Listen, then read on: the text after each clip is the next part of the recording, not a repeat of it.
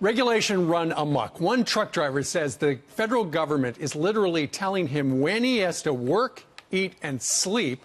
Matthew Garnett, writing in the Federalist, quote, "I never thought I'd come to a time in my life when Big Brother would be watching me 24/7, but then I became a truck driver. Every minute of every day is monitored by Uncle Sam, who takes care that I can never make a decision for myself based on circumstances." Here to tell us more about the regulations he faces every day is truck driver Matthew Garnett. He is also the host of the podcast In Layman's Terms. Matthew, good morning to you. Good morning, Steve. It's great to have you. You know, when politicians go on television and say, we really need to reduce the number of regulations, you know firsthand, because the trucking industry is, in your estimation, so completely overregulated. For instance, I have one watch. Right now it's 7:25. How many different clocks do you have in your life? Well, I have that one plus 4 more. So, I mean, if you recall Orwell's 1984, they had the screens where, you know, Big Brother is watching you. I have a version of that in my truck.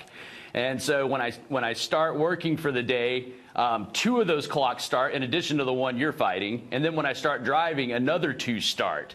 So that's what's going on. And, you know, when you guys are in a rush to try to get the work on time and that sort of thing, that's kind of how a truck driver feels all the time. Okay, so at what point, Matthew, does, according to the federal government, your clock run out for the day where you've got to pull over, even though for one reason or another you might have only been driving for a couple hours?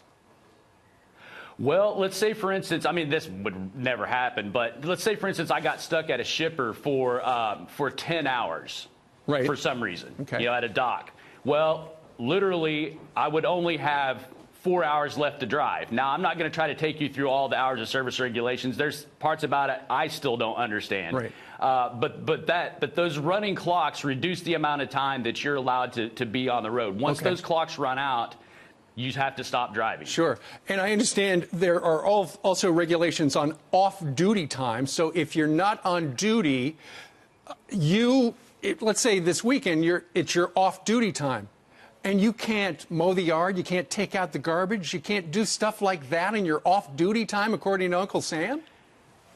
Well, if a state trooper really wanted to throw the book at you, you know, they could ask you about that sort of thing. There are nightmarish things that happen like that. So, for instance, one of my colleagues one time sent an email to his dispatcher when he was on off-duty time. That's a violation. He got fined for that. Unbelievable. So if it was discovered, that I was working on off-duty time, it just depends on who you run into out there. Yeah. It can happen. That's the regulations. Ultimately, one of the reasons you're sounding this clarion call is because you say a lot of these regulations are making us less safe. How so? Right. Well, so for instance, you know, you're fighting the clock. You're already 5 minutes late to work, and you got another 5 miles to go. Yep. We feel that way all the time. We always feel like we're in a rush because of these clocks. I mean, that's just human nature. That's the instinct that kicks in when you're fighting clocks.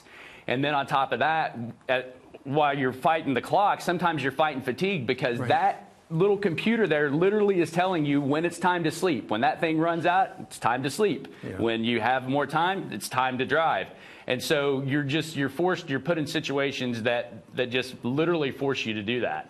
Well, Matthew, right now our clock says 7:28. Thank you very much for stopping by from Baltimore to tell us about how regulations, so many of them, are strangling your business. Thank you, sir.